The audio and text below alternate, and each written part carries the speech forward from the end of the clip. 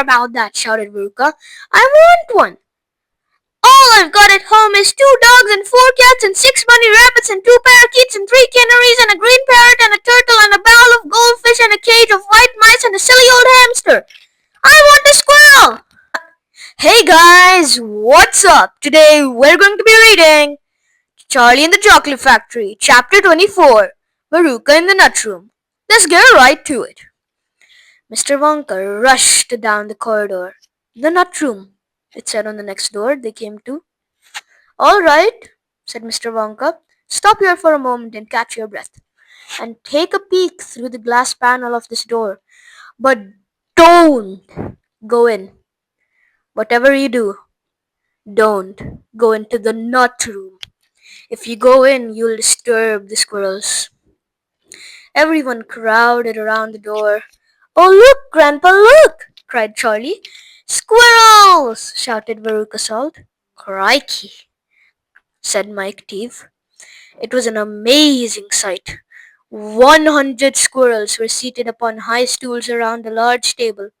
On the table there were mounds and mounds of walnuts, and the squirrels were all working away like mad, shelling the walnuts at a tremendous speed. These squirrels are specially trained for getting the nuts out of walnuts, Mr. Wonka explained. Why use squirrels? Mike Teeve asked. Why not use Oompa Loompas? Because, said Mr. Wonka, Oompa Loompas can't get walnuts out of walnut shells in one piece. They always break them in two. Nobody except squirrels can get walnuts whole out of walnut shells every time. It is extremely difficult, but in my factory I insist upon only whole walnuts. Therefore I have to use squirrels to do the job. Aren't they wonderful, the way they get those nuts out? And see how they first tap each walnut with their knuckles to be sure it's not a bad one. If it's bad, it makes a hollow sound, and they don't bother to open it. They just throw it down the rubbish chute. There, look! Watch that squirrel nearest to us. I think he's got a bad one now. They watched the little squirrel as he tapped the walnut shell with his knuckles. He cocked his head to one side, listening intently. Then suddenly, he threw the nut over his shoulder into a large hole in the floor.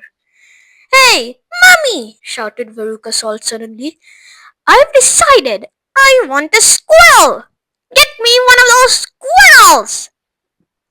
Don't be silly, sweetheart, said Mrs. Salt. These all belong to Mr. Wonka. I don't care about that, shouted Veruca. I want one. All I've got at home is 2 dogs and 4 cats and 6 bunny rabbits and 2 parakeets and 3 canaries and a green parrot and a turtle and a bowl of goldfish and a cage of white mice and a silly old hamster. I want a squirrel. All right, my pet, Mrs. Salt said soothingly. Mummy'll get you a squirrel just as soon as she possibly can. But I don't want any old squirrel, Veruca shouted. I want a trained squirrel. At this point, Mr. Salt, Veruca's father, stepped forward. Very well, Wonka, he said importantly, taking out a wallet full of money. How much do you want for one of these squirrels? Name your price. They're not for sale, Mr. Wonka answered. She can't have one. Who says I can't? Shouted Veruca. I'm going in to get myself one this very minute. Don't! Said Mr. Wonka quickly. But he was too late. The girl had already thrown open the door and rushed in. The moment she entered the room, 100 squirrels stopped what they were doing and turned their heads and stared at her with small black beady eyes.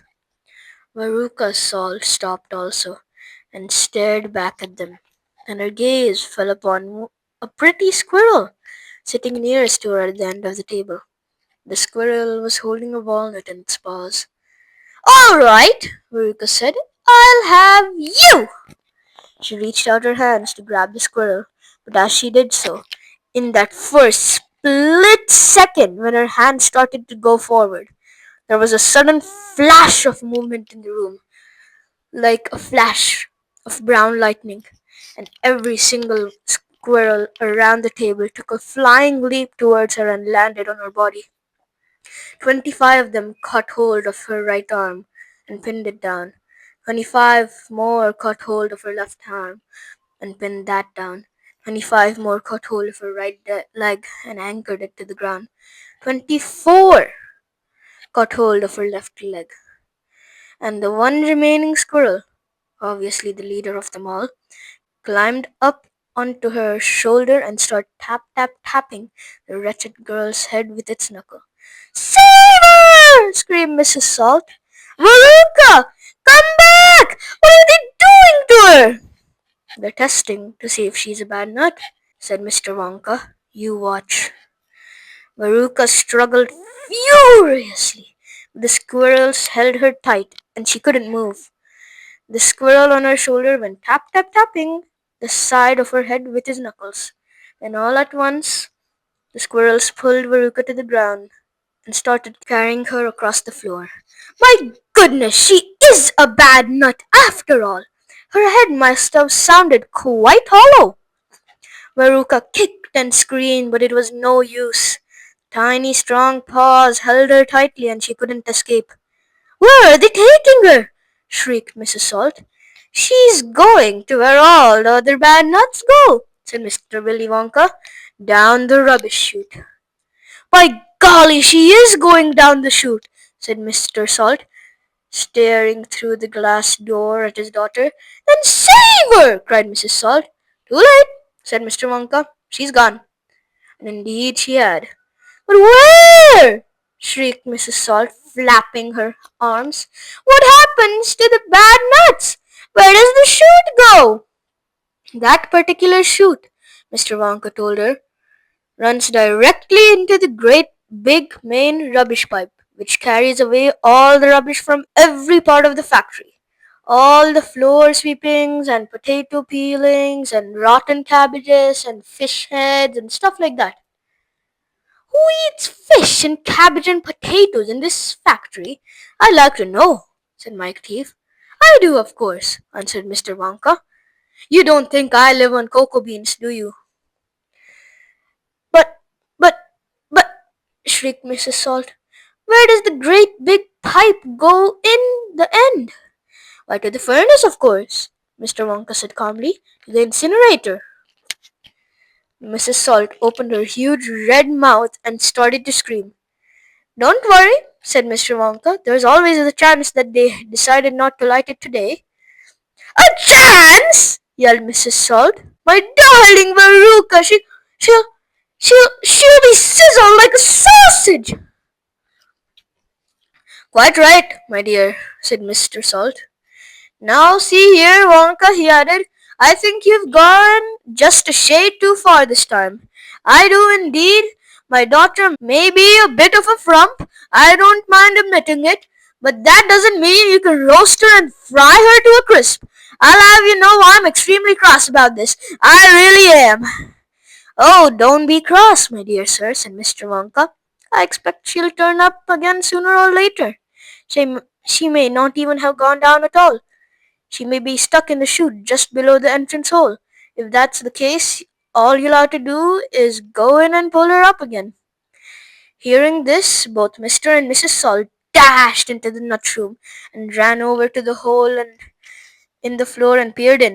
"Veruca!" shouted Mrs. Salt. "Are you down there?" There was no answer.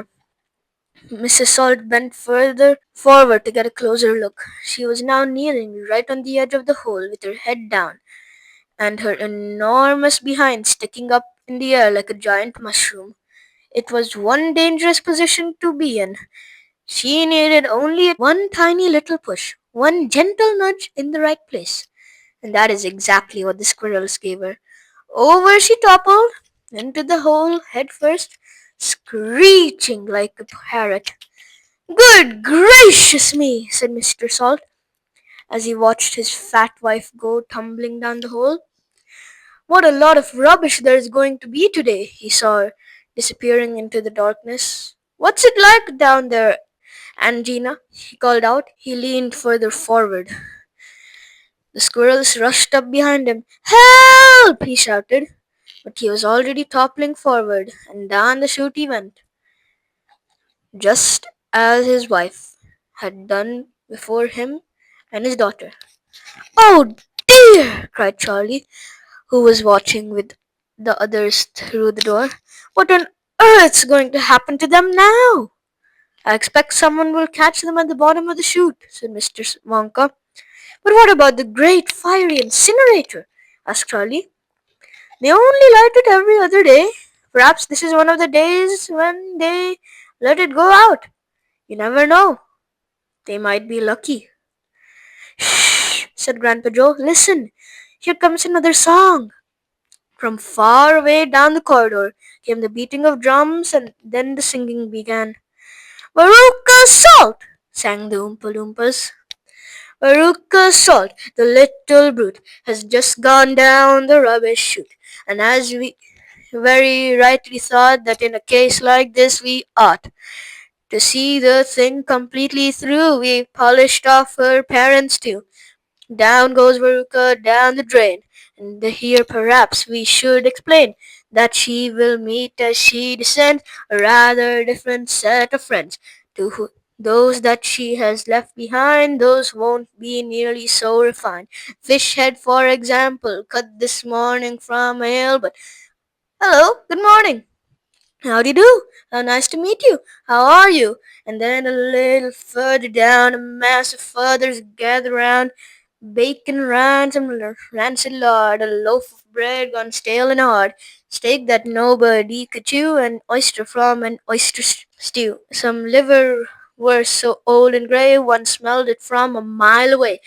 A rotten nut, a reeky pear, a thing the cat left on the stair, and lots of other things as well, each with a rather horrid smell. Those are Veruca's newfound friends that she will meet as she descends. But this is the price she has to pay for going so very far astray. And now, my dears, we think you might be wondering, is it really right that every single bit of blame and all the scolding and the shame should fall upon Veruca Salt? Is she the only one at fault? For though she's spoiled and dreadfully so, a girl can spoil herself, you know. Who spoiled her then? Who indeed? Her who pandered to her every need, who turned her into such a brat? Who are the culprits? Who did that? Alas, you need not look so far to find out who these sinners are. They are, and this is very sad, loving parents, mom and dad. This is why we're glad they fell into the rubbish chute as well.